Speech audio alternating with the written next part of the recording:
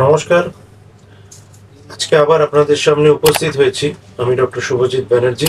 আজকের টপিকটা একটু অন্যরকম, অবশ্যই অ্যালার্জি রিলেটেড। সেটা হচ্ছে আমাদের অনেকেরই শরীরে মাঝে মাঝে গোল গোল চাকা চাকা বেরোয়, বা ধরুন দানা দানা মতো বেরোয়। এই গোল গোল চাকা চাকা হোক বা দানা দানা হোক, এটা দিনের যে কোনো সময় বেরোতে পারে। সাধারণত এটা একটু সন্ধ্যের দিকে বেরোয়, প্রচুর চুলকোয়। চুলকোনার পরে যেটা হয় সেটা হচ্ছে যে ঘন্টা এক দুই থাকে, তারপর নিজে নিজেই আস্তে আস্তে ওটা কমে যায়। অনেকের সেটা কমে, অনেকের সেটা কমে না। যারা কমে না তারা কি করেন, সেটার উপর একটু বরফ ঘষেন, যাতে একটু সাময়িক আরাম পাওয়া যায়। কিন্তু এটা মাঝে মধ্যেই হতে থাকছে, দিনের পর দিন হতে থাকছে, বছরের পর বছর হতে থাকছে।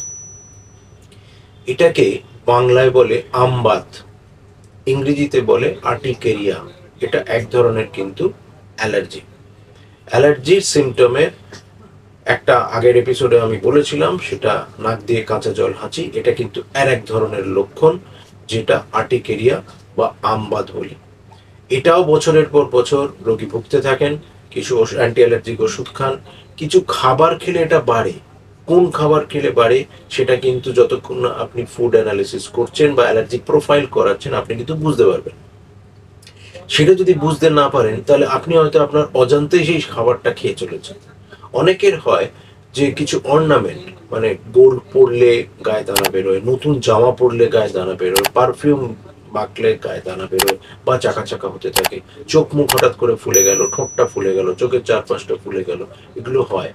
কিন্তু এগুলো এক ধরনের অ্যালার্জি, সেটার জন্য ট্রিটমেন্ট আছে। তো সেটার সমাধান সূত্রের জন্য আপনাদের সামনে আবার আমি অনুরোধ করব, হোমিওপ্যাথিতেই এটা কিওর করা সম্ভব।